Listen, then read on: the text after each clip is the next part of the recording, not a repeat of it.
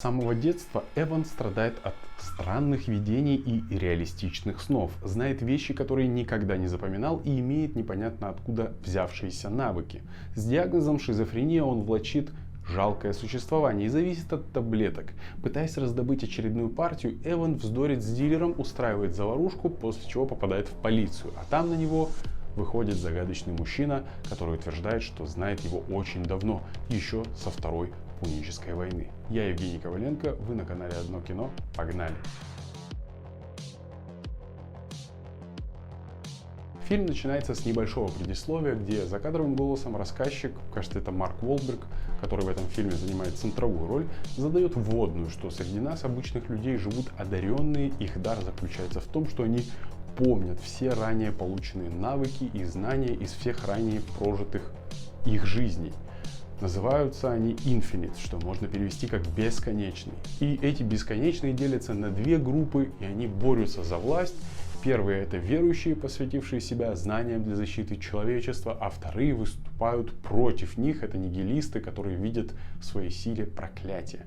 Новые технологии дали нигилистам возможность положить конец жизни на Земле. Так, подождите, я немного прервусь. Вообще-то не нужны никакие новые технологии, чтобы уничтожить всю жизнь на Земле. Мы со своими старыми вроде можем это благополучно сделать, да? Столько ядерного оружия, что хватит несколько раз земной шар уничтожить. И да, это вводное про две противоборствующие группировки, типа одни добро во благо человечества, за мир, трактор в поле дыр-дыр-дыр, и зло, которое хочет их уничтожить. И название бесконечность. Бесконечные почему-то отдают Мстителями Война бесконечности. Может, создатели посмотрели их на ночь, поспали, а с утра сели писать сценарий, вдохновленный вселенной Marvel. Хотя, возможно, я тороплюсь с выводом. Дальше рассказчик добавляет, что это борьба за власть, которая еще не закончилась. И потом надпись на экране, Мехико и подпись «Последняя жизнь». Сумасшедшая гонка, и мы сразу окунаемся в гущу событий. Ничего не понятно, кроме того, как есть две тачки с какими-то беглецами от полиции. Одна тачка, рулем которой парень и девушка, а вторая, там только один мужчина, который вытворяет просто фантастические вещи, пытаясь вырваться из лап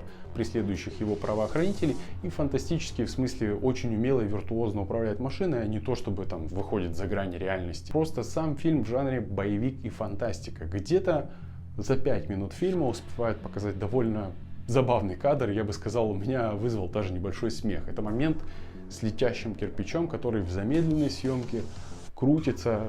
Крупным планом его снимают, пробивает стекло одному патрулю, пролетает насквозь машины и застрял в стекле следующего патруля. Мне почему-то стало как-то смешно, не знаю. И как заканчивается погоня для одиночки, что его машина слетает с недостроенного моста, он вылетает из нее, кидает какую-то трость, которая застревает в башенном кране, и сам герой за него цепляется, за этот кран.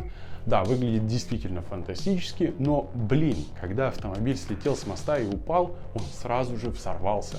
Я, конечно, все понимаю, и это можно списать на жанр фантастика, который один из моих любимых жанров. Но каких-то рамок-то нужно придерживаться. Это меня даже не повеселило, как киноклише, да? А даже как-то взгрустнуло от такого начала. А пара, девушка и парень, они перевернулись, и какой-то незнакомец их прикончил. Вы когда-нибудь смотрели в зеркало, удивляясь своему отражению? Блин, слушай, после 30 выпей бокал пива вечерком, да, и я тебе гарантирую, на утро ты удивишься своему отражению. Иногда даже пива не нужно. Это была реплика героя Марка Уолберга после того, как он проснулся в холодном поту. Все вышеописанные действия были поданы, будто это его ночной кошмар. И теперь мы оказываемся в Нью-Йорке в этой жизни, где герой Уолберга не может устроиться на работу из-за поставленного диагноза шизофрения, который преследует его всю жизнь. Идет расстроенный домой, там выковывает самурайский меч и продает его заказчику за таблетки, которые помогают ему бороться с видениями. Но этот барыга-заказчик по совместительству, он барыга, потому что торгует наркотиками, вместо оговоренного количества таблеток дает ему меньше, и, конечно, из этого начинается заваруха, драка, после чего персонаж Уолберга, как говорилось в начале, оказывается в полицейском участке. И туда приходит человек, который начинает играть в русскую рулетку с Уолбергом. Ну, не играть, точнее, в нее играет только Уолберг, а пистолет у этого незнакомца. И он каждый раз нажимает на курок, чтобы, так сказать, стимулировать память и достать из чертог разума воспоминания о прошлых жизнях. Если все предыдущее можно воспринять как угодно, на что-то закрыть глаза, откинуть какие-то косяки, нестыковки, не придираться до мелочей.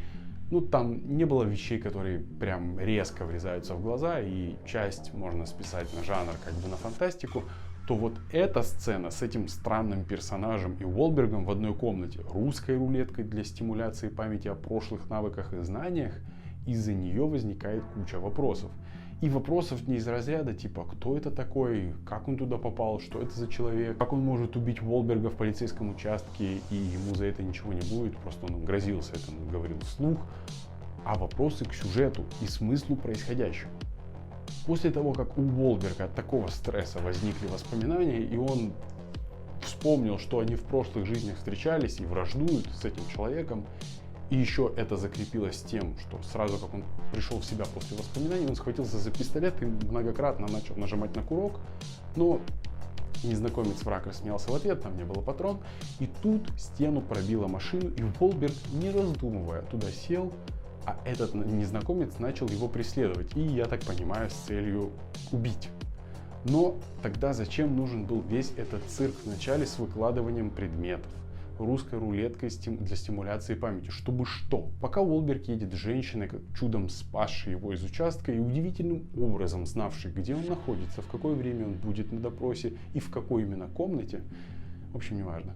Женщина и Уолберг едут, и она ему начинает рассказывать про то, что он был русским князем, японским самураем-кузнецом, обедал с французским королем и прочие вещи.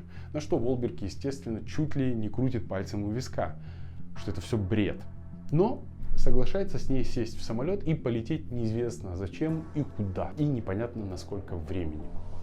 Оказывается, они летят в какие-то тибетские горы, там находится удивительное место, которое каждый раз поражает, и называется оно центром. Там собираются вернуть память Уолбергу, так, чтобы она не была у него обрывочной, и первая сцена — это то, как группа людей тренируется на самурайских мечах. Я вот не могу понять одну вещь. Нам показывают недалекое будущее в целом. Что это за дикое надрачивание на самурайские мечи самураев, мне непонятно. В каких условиях они должны пригодиться с учетом продвинутого оружия, лазеров и прочих штук? Я понимаю, в первой сцене с мечом, да, человек заказал, у него прихоть вот такая, он тащится там, может повесить его на стену как сувенир, любоваться, покрутить там, представить, что он офигенно крутой самурай. В настоящем времени это можно сделать или в будущем. Но вот этот момент в их центре высокотехнологичном, с этими самурайскими мечами, что они там машут и тренируются, я не знаю, это, честно, нелепость какая. Память Уолбергу хотят вернуть, потому что только он способен остановить бывшего друга, который стал врагом.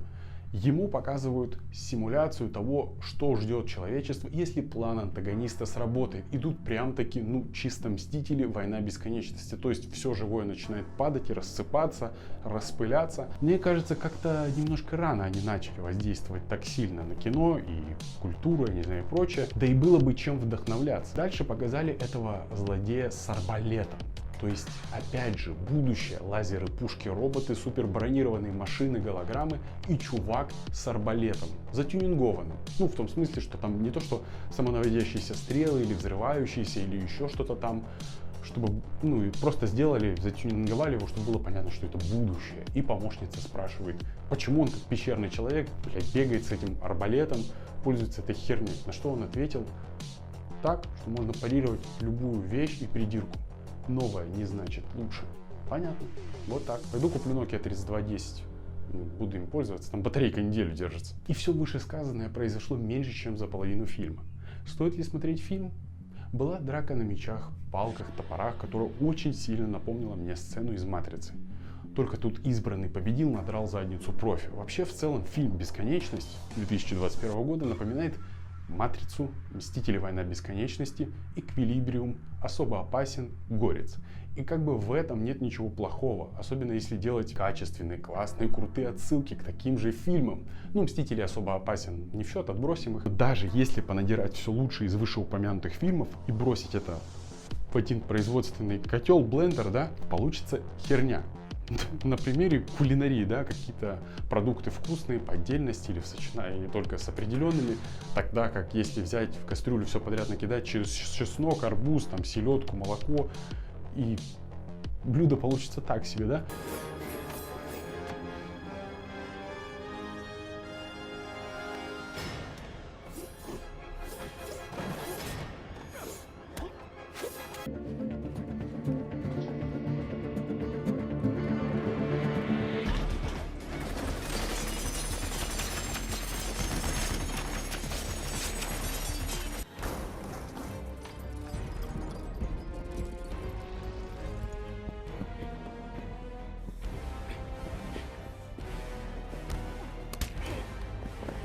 То же самое и с этим фильмом «Бесконечность». Вечно недовольный, серьезный или напряженный Уолберг от начала и до конца, видимо, нерв защемило на лице и решил показать, что с ним шутки плохи. Хотя, в принципе, этот фильм не требовал какой-то дико выдающейся игры актерской. Но все же несменяемое выражение лица, оно заметно и немного опечаливает. Задумка в целом-то и неплохая, но вот реализация ни к черту. Можно закрыть глаза на косяки, списать что-то на жанр, да, фантастику. К чему-то не придираться, не докапываться. Но совершенно плохой сценарий, как сыр, весь в дырках. Что, наверное, создатели пытались компенсировать графоном. Местами он неплохой, местами желает лучшего. И экшеном, чтобы зритель не скучал. Но не вышло. Фильм «Бесконечность» 2021 года я не рекомендую к просмотру. Максимум включить его в шумной компании, чтобы он что-то там в углу тявкал на заднем фоне, пока вы общаетесь, распиваете напитки или во что-то играете. А так, ноль чего-то интересного, ноль чего-то нового, ноль чего-то захватывающего. А на этом все. Подписывайтесь на канал, ставьте большой палец вверх, если вам понравился этот ролик. Пишите в комментариях, что вы думаете про этот отзыв или фильм «Бесконечность» 2021 года. Спасибо за просмотр. Пока.